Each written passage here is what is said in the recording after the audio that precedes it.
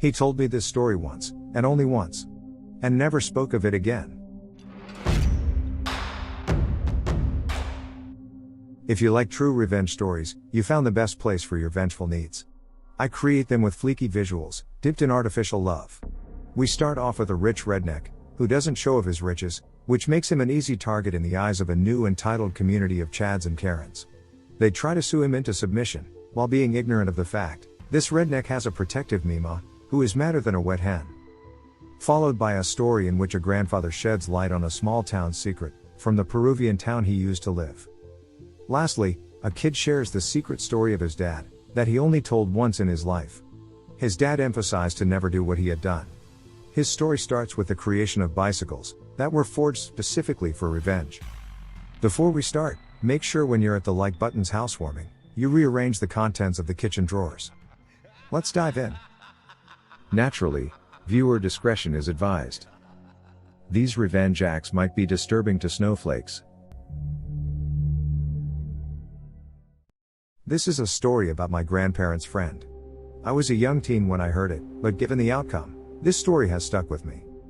I've sat on this story for a while, but it's so satisfying to see a gaggle of Karens taken down a notch, that I figured I'd share.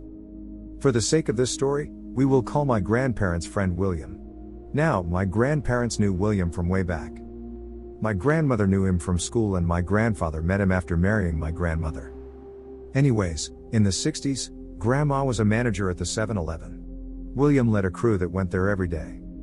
It was the only gas station in a 30-minute radius, so everyone knew everyone in that sleepy coastal town kind of way. Now, one day, William was doing a job down on the waterfront and slipped, fell, and broke his back. While he was healing from the operation and was broke as a joke, my grandma would always make sure to send him something to eat, that she'd pay for. Specifically when the crew would come in to grab their snacks and gas up, knowing William would simply skip the meal to save the money for his own family. My grandpa also took him to several doctor appointments, since William couldn't drive for a while. Besides, his tiny little wife couldn't wrangle him into a car by herself, even if she tried. William never forgot that. 20 years later, when he sold off his now very successful business and was a millionaire about 20 times over, he promptly told 90% of the world to go to hell, but kept those that had always been there for him close. Meanwhile, he never moved from the house that he'd had since before he was rich. His only concessions to his wealth were trips with his wife to see the world and buying up quite a few acres of the forested land around him. If you weren't his friend, you'd take him for every other blue-collar worker in the town. There was absolutely nothing obvious to show that he was worth tens of millions of dollars. After his wife died in the 90s, William decided to take up a new hobby. As he lived outside of the city limits, he set up a sawmill and woodworking shop, got all the proper permits and everything. The saws were in a big old enclosed building in the middle of all that land, so in all honesty, no harm no foul, right? Wrong. The family that owned the forest behind William's land had just sold it to developers. Thus, the new luxury gated neighborhood, the first in the area, was born. Enter a plethora of Chads and Karens, who were mostly from up north and had moved down south to take advantage of the better weather, and the nearby beach. It didn't take long before they decided to take offense to his little business venture, on the other side of the 10-foot-tall wall of their neighborhood because it didn't fit with the image of their community. You know, the community he was decidedly not a part of. So, they sued him. Didn't even try to start a dialogue with him, just up and sued him. William was livid. He was your typical coastal redneck and he would be damned if those damn Yankees told him what to do on his own property, that was not within city limits nor located in Anhoa. William countered with professional noise studies that showed that some of the kids in that neighborhood drove vehicles that made more ambient noise than his little operation. Would they back off now, leave him be? Nope, the people in the neighborhood simply threw more money at the lawyers to continue on with the lawsuit. Essentially, their plan was to bleed him dry. Their lawyers, who were not locals, actually told William's lawyer that he should probably advise his client to close the shop, so that he wouldn't end up bankrupt, due to the resources being thrown at him from the homeowners. Due to the relatively modest surroundings of his home, the neighbors nor their lawyers had any idea the man was actually richer than just about all of them put together. All they saw was an older dude, who drove a beat-up 80s model truck and wore Dickies jeans and work shirts, that lived in what appeared to be a relatively modest home, especially compared to their McMansions. When William's lawyer told him about that conversation, William lost his mind. I clearly remember his screeching into my parents' driveway in that old work truck, cussing up a storm and ranting and raving before he even got in the house. He came to our house. Why? Because my grandmother, bless her heart, was known as one of the most giving people in the world. Unless you pissed her off. If you hurt her or someone she cared for, she became one of the most vindictive witch that could be found in that town. I am not kidding when I say that her ability for revenge served cold was legendary amongst the locals. So William had come to the house for a dose of her deviousness. Us kids weren't allowed inside during that conversation, but after he left that day, I later heard the adults talking about how he proceeded to hire quite a few private investigators, to see if there would be any dirt to dig up on them. By them, I mean the dozens of people in that neighborhood that were a part of that lawsuit. Lo and behold, there was apparently copious amounts of dirt to be had. I still remember him positively crowing about it to my grandparents, one fine summer day months later. That 60-something-year-old man was as gleeful as the proverbial kid on Christmas morning. Why? Because after he learned what his little private army dug up, he started making some phone calls to various acquaintances in high places.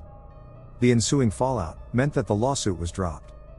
There was quite a list of misdeeds that were discovered, but the ones that I heard talked about by the adults that stick out are, there were more than a handful of individuals that owed back child support. William very helpfully had the private investigators provide the mother's updated address and employment information, so that they could pursue said child support/garnishment if they wanted to. On top of that, the IRS became very interested in several of those people as well as various other neighbors. Finally, one household ended up in prison, because the investigators realized that they were actual drug dealers. The pictures of the transactions caught by the pies were helpfully handed over to the sheriff's department. Drugs are bad, kids. Moral of the story, never piss off a rich redneck.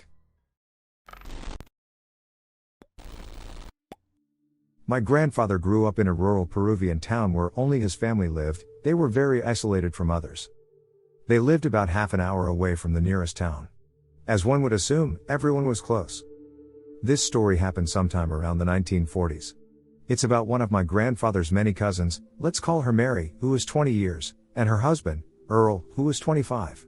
Mary's dad went away to work in the capital for a while, taking Mary with him. There, she met Earl, fell in love, and married. They returned to town a couple of months after they wed.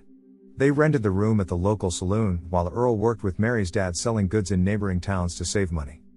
Turns out, Earl was a prick.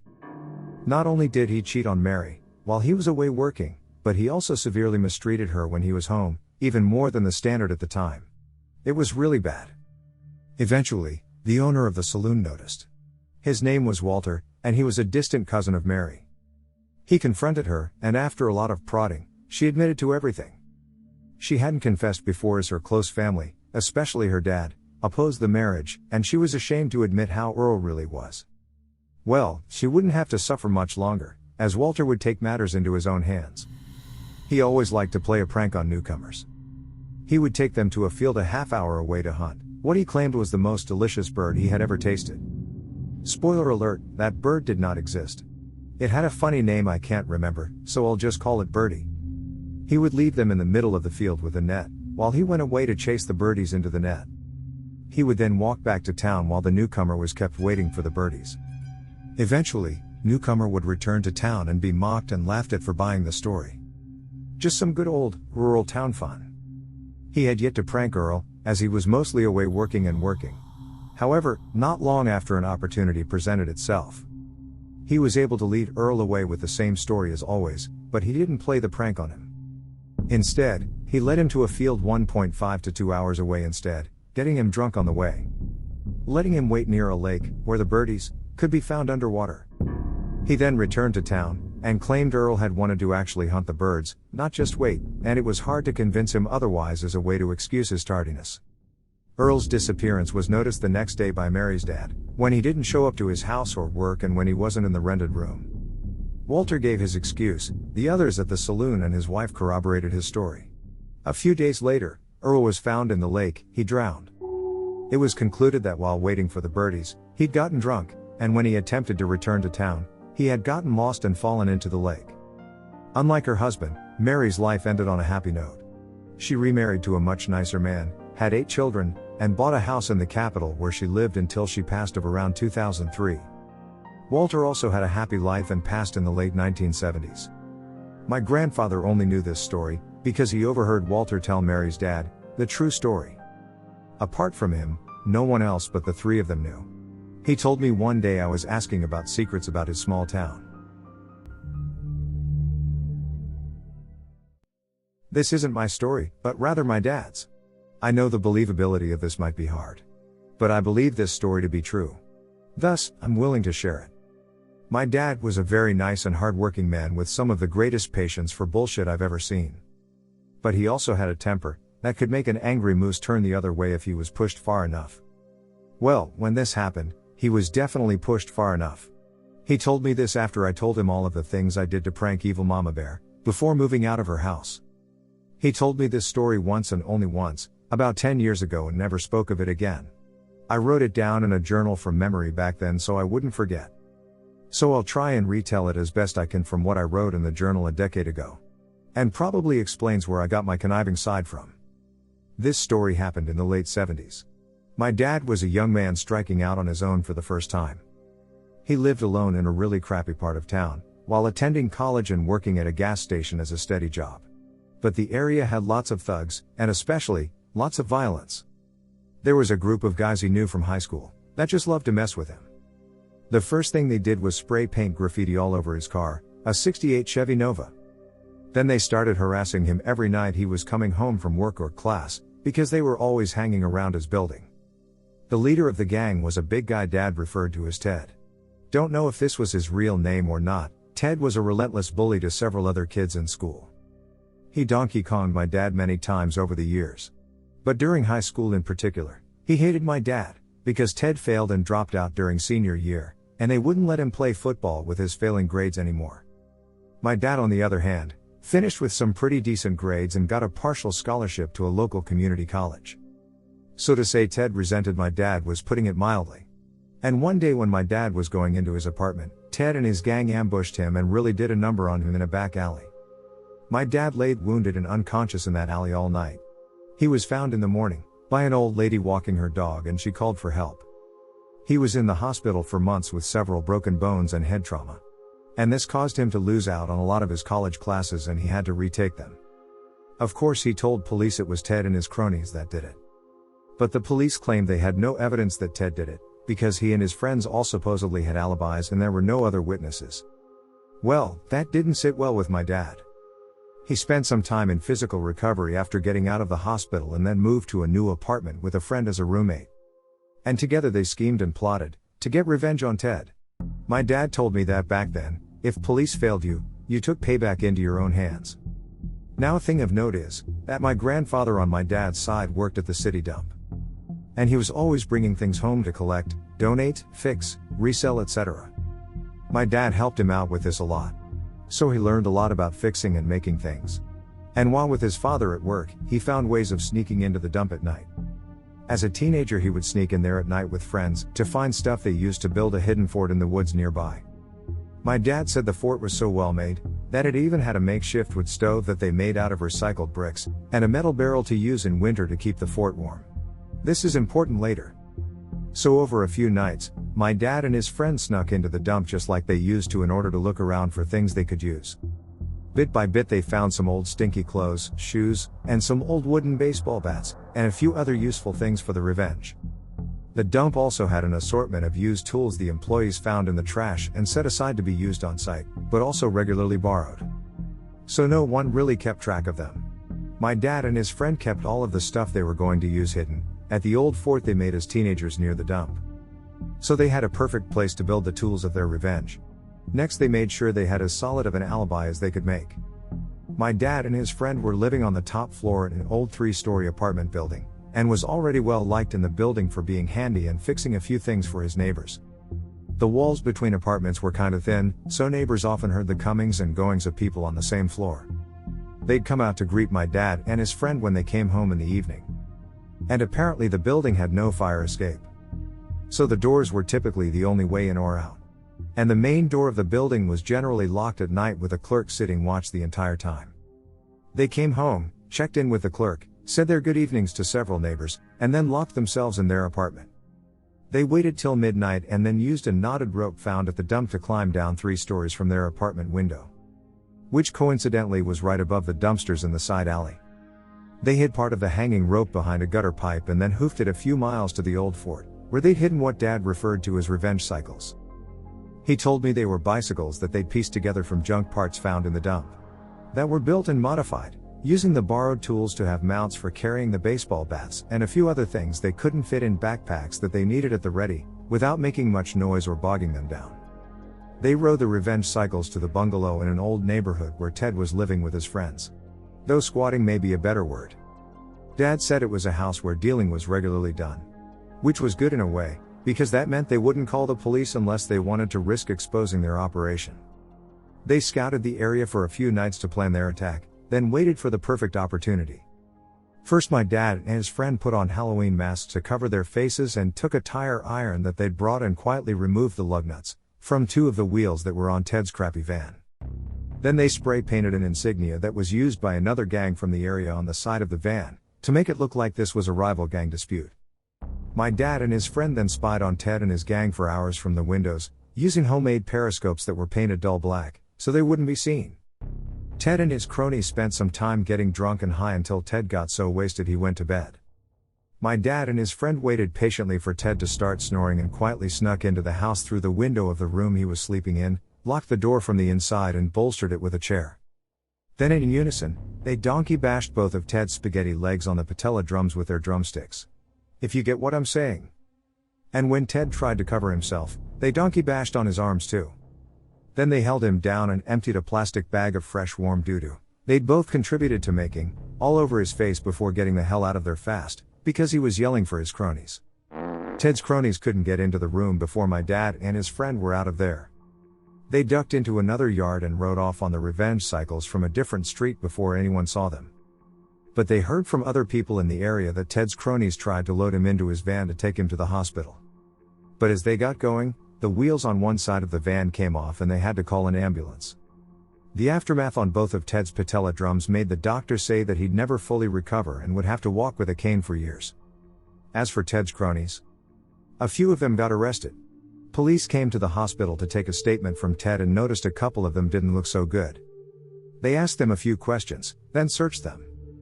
They ended up in the slammer for drug possession, which prompted police to search the bungalow they were living in, but some of the other guys were smart enough to move all of the narcotics to another location when they thought a rival gang was after them.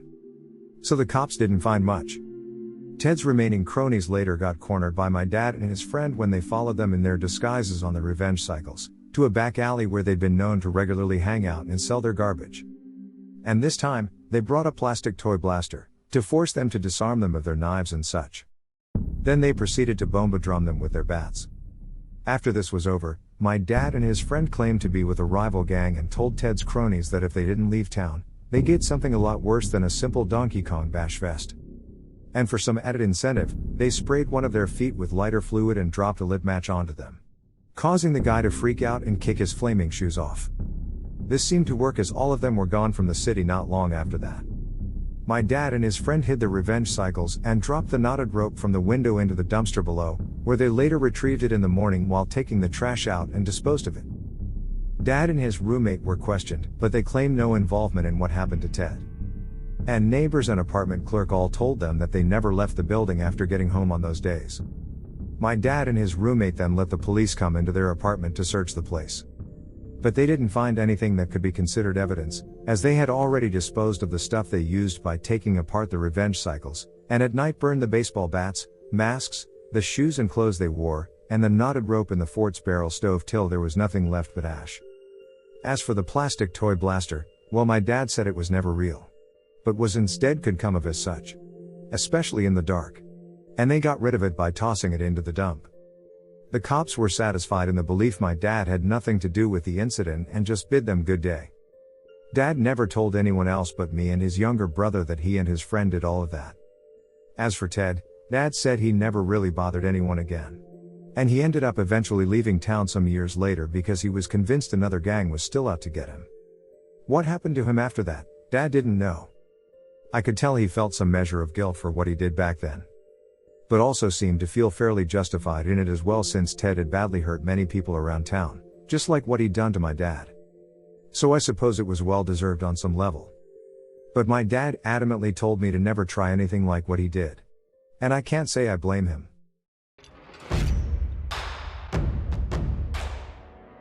Thank you for enjoying this episode, which was made with artificial love. Subscribe to receive future episodes, and tickle the like button for good karma. Do you have any experiences surrounding this topic? Share yours below, I'll join the conversation. And I'll be seeing you in the next one.